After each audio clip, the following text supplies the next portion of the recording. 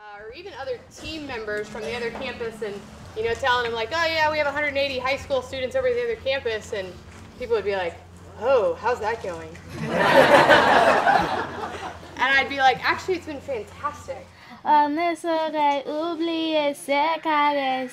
Oui, pour toi, maman, que nous fêtons.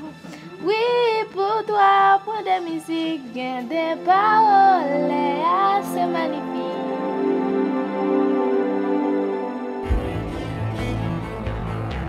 Haiti is on a beautiful island adjacent to the Dominican Republic. If you walk up to a Haitian woman or a Haitian man, you just say hello, bonjour, bonsoir, depending on the time of day, and their face just lights up. I saw a dog sitting on the side of the street and realized that my dog at home gets more food and water than half the people here do. As poor as Haiti is, it is one of the most beautiful places I have ever been. I think at least 100 people have asked me if I'm Haitian, and the answer is still no. The opportunity that I've had this week to be in Haiti has really given me a strong foundation of sharing my faith. Right whenever we got off the plane, there were a bunch of musicians there, and they were playing drums, and they were smiling. And they were just making us feel very welcome, even though we were total strangers.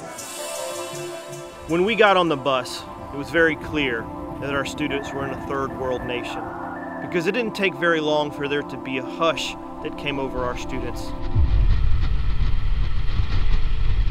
As they were looking out the windows and saw the utter destitution of the people of Haiti.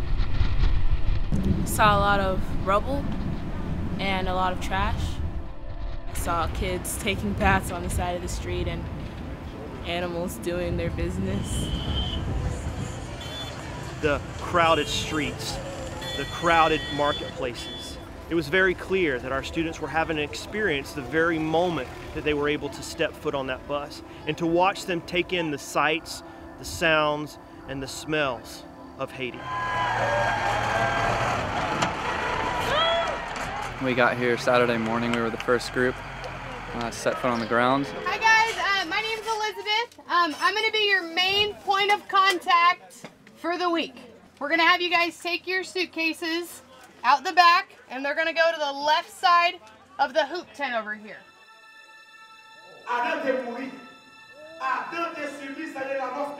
This morning we woke up 8, got on a bus, and went to our first Haitian service. It was all in Creole. He was speaking in Galatians, and it was just amazing to see everyone worshiping. It was like a glimpse of heaven.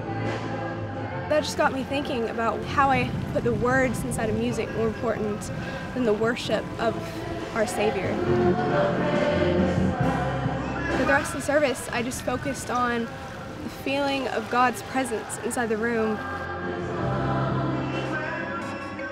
Tomorrow's where the rubber meets the road. This is what we prepared for since January. Well, I was pretty scared because I had no idea what to expect. All of the testimony sharing, the gospel presentations, everything that we've done is coming to head tomorrow. We were training for 6 months, but when the time came for it, I wasn't sure how it was actually going to go.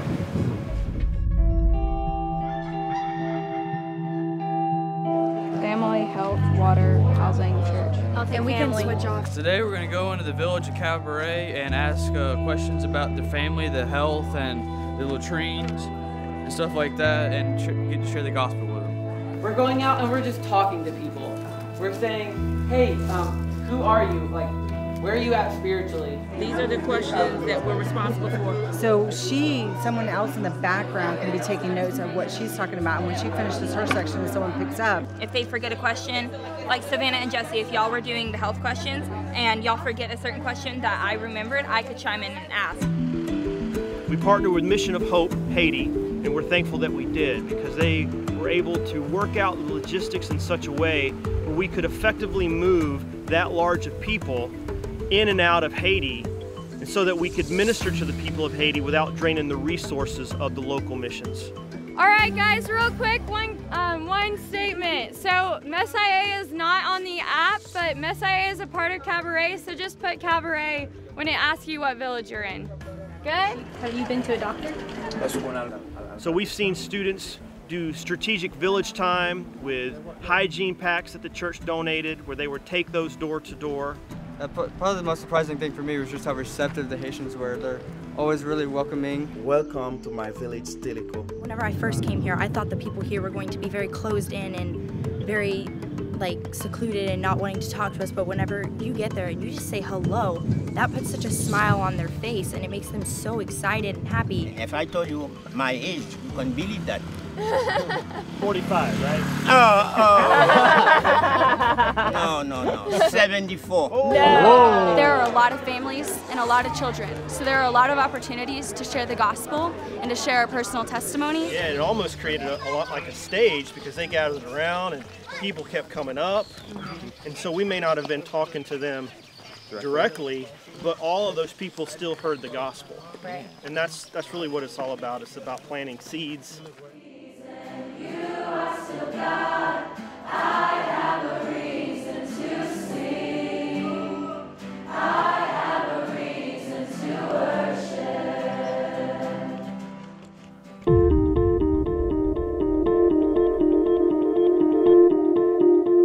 Why take 150 students to Haiti? Why take high school students to a place of a third world nature?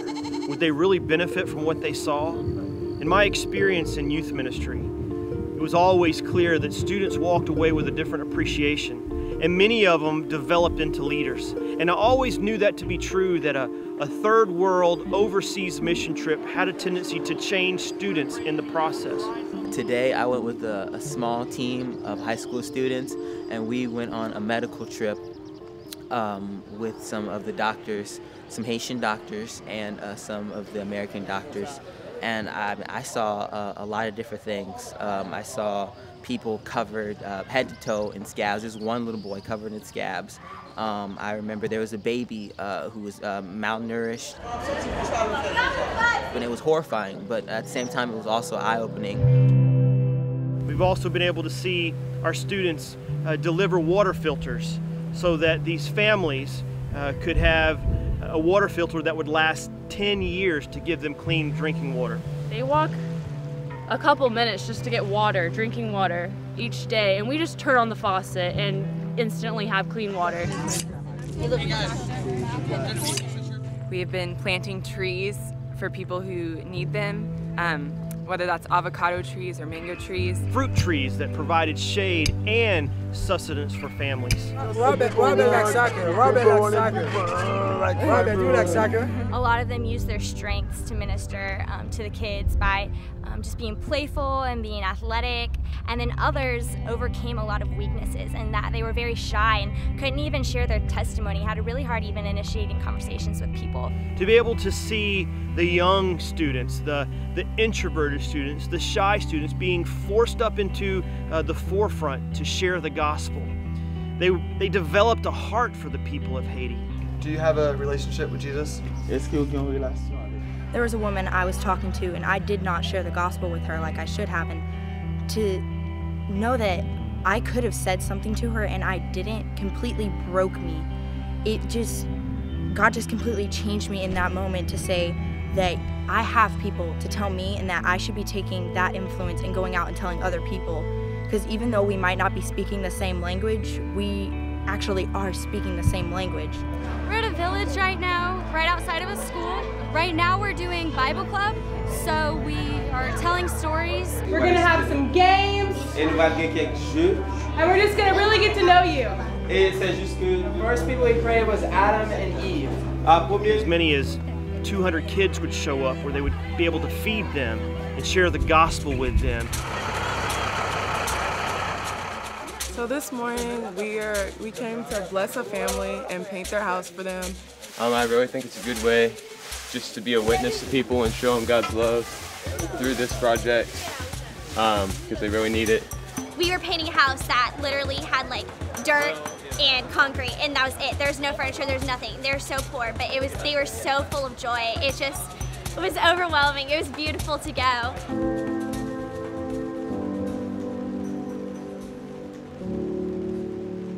One of the biggest weaknesses in your generation is a poor work ethic and an unwillingness to work hard. And if it's difficult, you'll stay in bed. And if it requires some effort, you'll find the path of least resistance. And what you found this week is that you've discovered that when you push beyond your comfort zone, and I'm not just talking about your personality, I'm talking about doing hard things. This was hard because we're not used to it. Because in the end, you realize that it's really not about you. You guys have done a great job of that this week. I can't say it enough. So stinking proud of you guys. You moved beyond yourself. You worked hard. You pushed through the difficulty. You sucked it up when every square inch of your clothes was sticking to every square inch of your body. Yeah. Some of you have been putting on dirty clothes because you don't know how to pack for the last 4 days. And you wore those dirty clothes. By all means, don't forget what you've learned.